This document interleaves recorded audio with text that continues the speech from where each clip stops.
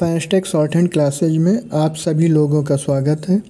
यह dictation SSC stenographer की परीक्षा को ध्यान में रखते हुए 80 वर्ड पर मिनट की स्पीड से 10 मिनट की होगी। इस डिक्टेशन में किसी भी शब्दों की आउटलाइन के लिए हमारे टेलीग्राम चैनल पर पूछ सकते हैं, जिसका लिंक डिस्क्रिप्शन में है। आप लोग तैयार हो जाएं, डिक्टेशन स्टार्ट होगी 5 सेकंड बाद।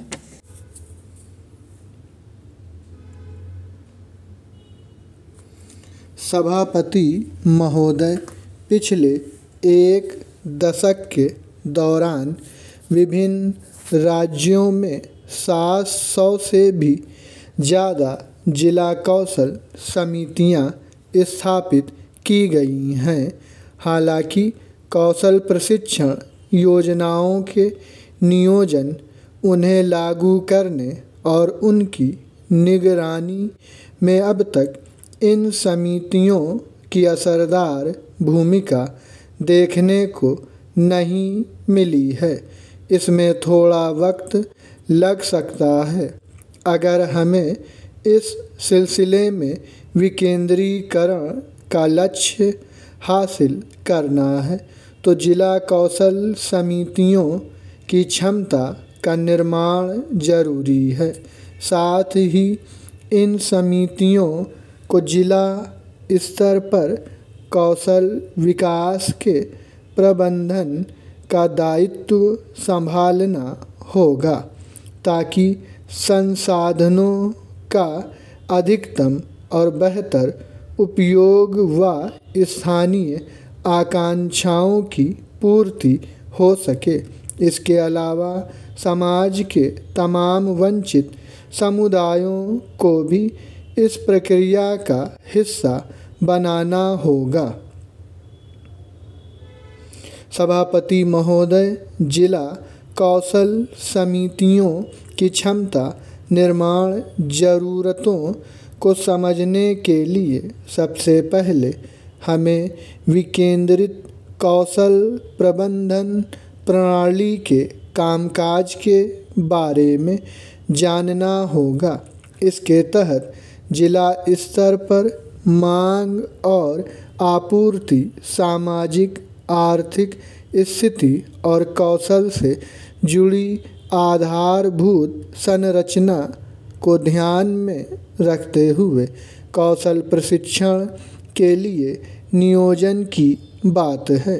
विभिन्न गतिविधियों, मसलन प्रशिक्षुओं की पहचान, उन्हें सलाह देने आदि के लिए जिला कौशल समितियों को संसाधन भी उपलब्ध कराना चाहिए।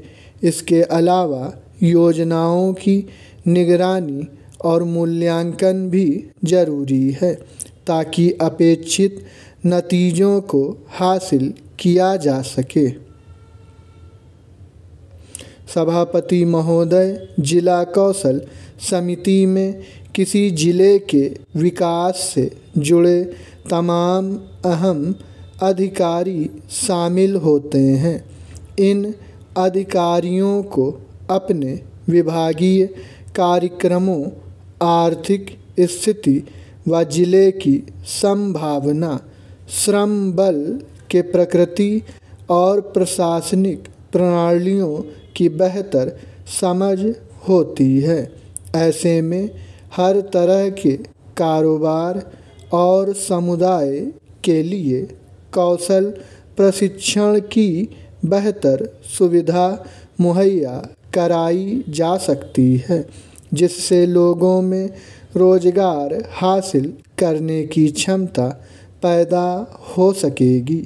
इस समिति के प्रमुख डीएम होते हैं और यह जिले में उचित नियोजन के जरिए बड़े पैमाने पर कौशल विकास को आगे बढ़ाने के लिए उपयुक्त इकाई हैं। जिला कौशल समिति को अधिकारों से लैस कर इसे सशक्त बनाने के लिए हमें इसकी क्षमता को बेहतर बनाना होगा। इन समितियों के लिए क्षमता निर्माण कार्यक्रम के तहत ज्ञान के सृजन और प्रबंधन सामग्री को स्थानीय ज़रूरतों के हिसाब से तैयार करने और प्रशिक्षण के जरिए ज्ञान के प्रसार, बेहतर तौर तरीकों के लिए अवसर मुहैया कराने, मूल्यांकन के साथ कार्रवाई योग्य सुझावों पर फोकस करना होगा। छोटी अवधि के कौशल प्रशिक्षण वाले राज्य कौशल मिशन या संकल्प की सक्रियता पर्याप्त नहीं है।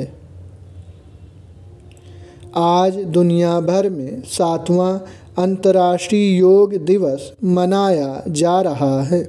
इस दौरान प्रधानमंत्री श्री नरेंद्र मोदी ने देश को संबोधित किया।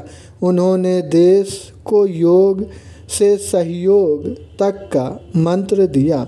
उन्होंने कहा कि आज जब पूरा विश्व कोरोना का मुकाबला कर रहा है तो योग उम्मीद की किरण बना हुआ है। 2 साल से विश्व के बड़े देशों में भले ही कोई बड़ा सार्वजनिक कार्यक्रम नहीं हुआ हो, लेकिन योग के प्रति उत्साह कम नहीं हुआ है। हमारे ऋषि मुनियों ने कहा था कि सुख दुख में समान भाव रखें। उन्होंने संयम को योग का पैरामीटर बनाया था। आज जब पूरा विश्व कोरोना महामारी का मुकाबला कर रहा है तो योग उम्मीद की एक किरण बना हुआ है। आज वैश्विक महामारी ने इसे साबित कर दिखाया है। सभापति महोदय, संतुलित भोजन एक स्वस्थ शरीर का आधार है। हमारे देश के ग्रामीण क्षेत्रों में रहने वाले गरीब परिवारों को संतुलित भोजन नहीं मिल पाता है, जिसका उनके स्वास्थ्य, शारीरिक विकास एवं उत्पादकता पर गहरा प्रभाव पड़ता है। फल एवं सब्जियां भोजन का अभिन्न हिस्सा हैं एवं भोजन को संतुलित बनाने में महत्वपूर्ण भूमिका अदा करती हैं। घरेलू स्तर पर पोषण सुनिश्चित करने के लिए अनेक तकनीकें उपलब्ध हैं, जिसमें से उत्तर प्रदेश राज्य ग्रामीण आजीविका मिशन द्वारा स्वयं सहायता समूहों के सदस्यों के साथ प्रेरणा पोषण वाटिका को विकसित करने का निर्णय लिया गया है। कुपोषण मुक्त भारत निर्माण के लिए हर गांव, हर घर में पोषण वाटिका बनाने की पुरजोर कोशिश हो रही है।